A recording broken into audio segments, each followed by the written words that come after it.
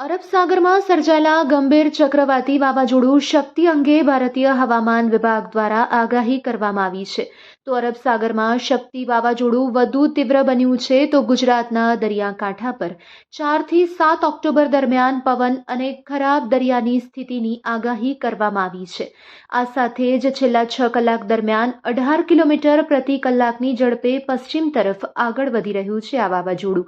આજે સવારે 8:30 વાગ્યે તે ઉત્તર પશ્ચિમ અને તેને અડીને આવેલા ઉત્તર પૂર્વ અરબી સમુદ્ર પર કેન્દ્રિત હતું. તે દ્વારકાથી લગભગ 470 કિલોમીટર પશ્ચિમમાં અને નલિયાથી 470 કિલોમીટર પશ્ચિમ દક્ષિણ પશ્ચિમમાં સ્થિત હતું. હાલમાં વાવાઝોડાના કેન્દ્રમાં પવનની ગતિ 95 થી 105 કિલોમીટર પ્રતિ કલાકની છે, જે વધીને 115 કિલોમીટર પ્રતિ કલાક સુધી પહોંચી રહી છે.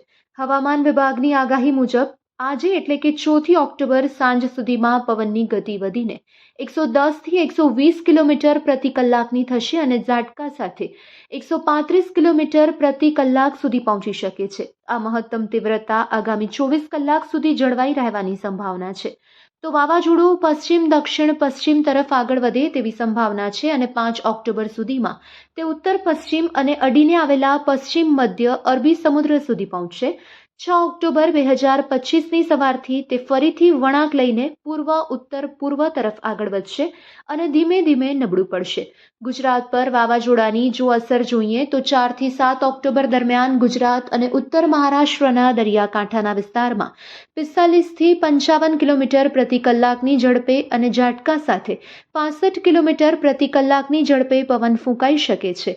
4 થી 7 ઓક્ટોબર દરમિયાન ઉત્તર પશ્ચિમ અને અડીને આવેલા ઉત્તર પૂર્વ અરબી સમુદ્રમાં દરિયાની સ્થિતિ ખૂબ જ ખરાબ રહેવાની સંભાવના છે. ગુજરાત અને ઉત્તર મહારાષ્ટ્રના દરિયાકાંઠાના વિસ્તારમાં દરિયાની સ્થિતિ ખરાબથી ઘણી ખરાબ રહેવાની સંભાવના વ્યક્ત કરાઈ છે. તો માછીમારોને અરબી સમુદ્રના આ અસરગ્રસ્ત વિસ્તારમાં 7 ઓક્ટોબર સુધી દરિયો ન ખેડવા ચેતવણી આપવામાં આવી છે. હવામાન વિભાગની આગાહી મુજબ શક્તિ વાવાઝોડું વધુ મજબૂત બન્યું છે અને 6 ઓક્ટોબરના આ વાવાઝોડું યુ-ટર્ન લેશે. હવામાન વિભાગ દ્વારા આગામી 5 ઓક્ટોબર સુધી શક્તિ વાવાઝોડું ગતિ કરશે. 6 ઓક્ટોબરે ગુજરાત તરફ શક્તિ વાવાઝોડું યુ-ટર્ન લેશે. ગુજરાત તરફ ફંટાયા બાદ વાવાઝોડું ધીમું પડવાની શક્યતા છે. આગામી 5 દિવસ રાજ્યમાં ભારે વરસાદની કોઈ શક્યતા નથી, પરંતુ કેટલાક ભાગોમાં હળવાથી મધ્યમ ઝાપટા પડી શકે છે. હવામાન વિભાગના વૈજ્ઞાનિક અભિમન્યુ ચૌહાણના જણાવ્યા અનુસાર શક્તિ વાવાઝોડાની ગુજરાત પર નહિવત અસર જોવા મળશે. જો કે માછીમારોને આગામી 5 દિવસ દરિયો ન ખેડવાની સૂચના આપવામાં આવી છે.